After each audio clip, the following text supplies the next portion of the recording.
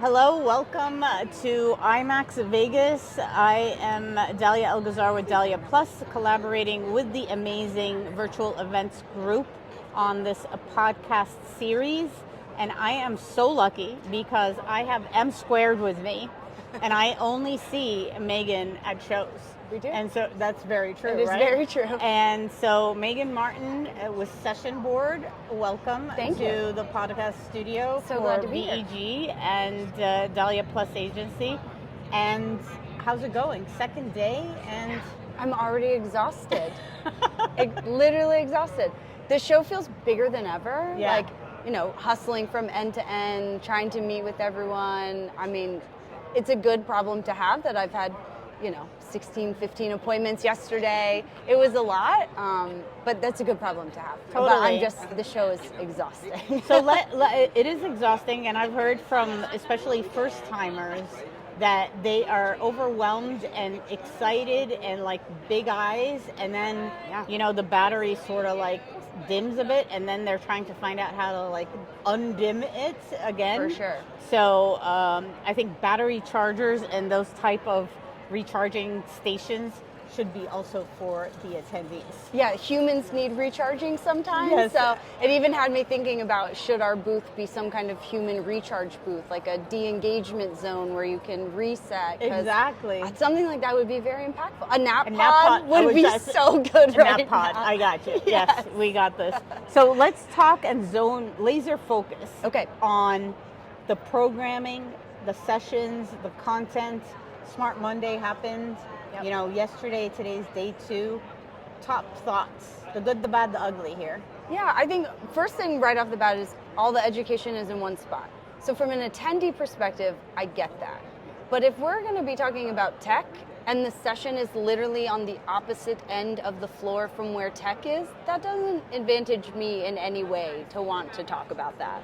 And so I think from a show floor perspective, they could have spread the sessions out and put the theaters in spaces that make the most sense for the area where they are. Maybe a tech theater or an inspiration hub for tech near the tech area and the booths. International planning near the international booths. Like, I think they can make it a little more cohesive because it feels very disconnected. Even Smart Monday, I mean, that's great, but not everyone can get here Monday when I'm also supporting a booth for 3 days. Yeah. So I can partake in Smart Monday because, human battery. I only have so much to give in a week. And the fact is, a lot of us as event participants, we have just finite.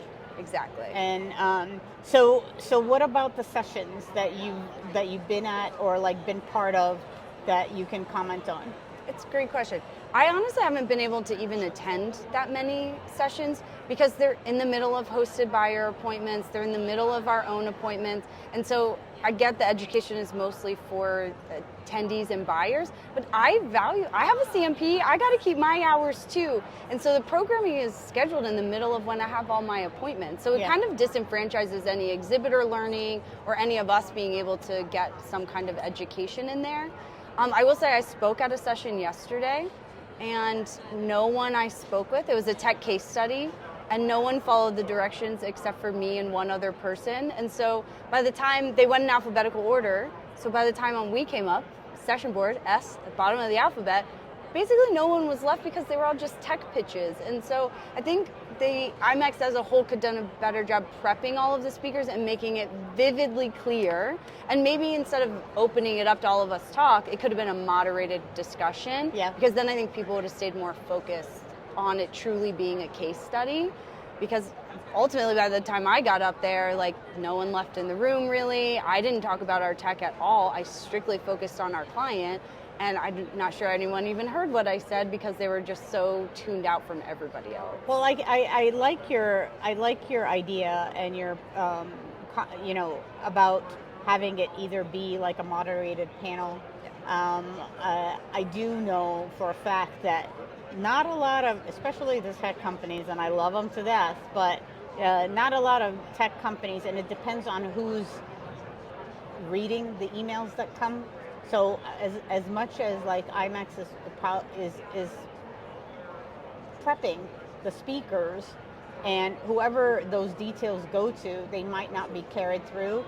I wonder what if, for example, with the case studies, and I know this is always a struggle, like when we are trying to do programs together, having a tech company invite a client to take the stage instead of them and all of that, where it's almost like an interview or a Q&A Right. with someone, so that you're setting it that it's not an infomercial. Yes. It's not about me, or like, I'm the highly esteemed, or like the world's greatest, blah, blah, blah kind of thing. And I also wonder if it's almost like ask me anything from Yes. the audience, right? And so those that are the way, meat. That's what people actually want to hear. Like, Right. they don't. It's the famous saying: everybody wants to buy, but nobody wants to be sold to. Exactly. And so AMAs actually cut through a lot of that sales noise, and people can actually engage in the conversation and like get their answers without being sold to. If yeah, that makes sense. I do see that the sessions that do really well where tech is involved is when there is clear prompts and you keep them awake.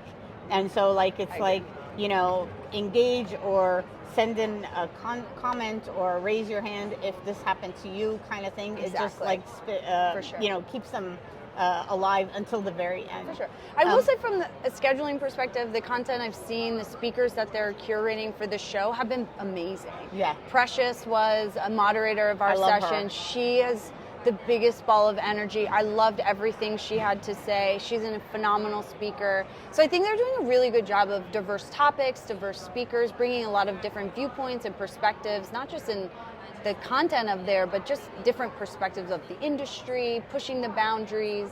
So I think it's been great. Yeah.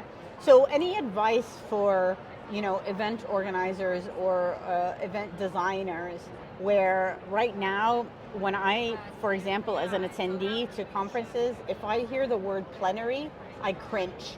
And when I hear that a keynote is going to take more than, say, 45 minutes, I'm out. Like, I'm out before I'm in, Yeah. right? So what is your 3 top tips for changing that up? I think long format sessions don't work anymore. Mm-hmm. And I also think people want access to your speakers. There's a reason at the end of every session, there's a line of people who want to talk to that speaker. Go find a place, build a place for people to engage with those speakers. I think being intentional, short formats, 20 minutes, get to the meat. If they want the fluff in the large format, put that stuff on demand. Give it to them later. Give people access to those speakers. Like, you brought them here. Now, granted, they're not the president, they don't have to rush. Some of them may have to rush off to another thing, and I get it's not always possible, but I want that AMA. Like, I heard what you said, now I have questions. I want follow-up. I want to thank you for giving an empowering talk. Content is still king, whether everyone wants to believe that or not. Content can be experiences, and that experiences give me access to your speaker. I showed up to your conference because I came to learn, to get educated from the speakers that you brought in. Give me a space in the lounge where I can have that AMA experience after their talk. Yeah. So a couple things, short answer, shorter format, access to speakers, more Q&A, more engagement. I'm tired of talking heads. I want in the weeds, tactical. If I just want talking heads, I'll go on YouTube and find what I need. There you go. Well, thank you for being with us. Thank you so much for having me. I love Thanks, being Megan. on all your shows. So Thank anytime. you. All right.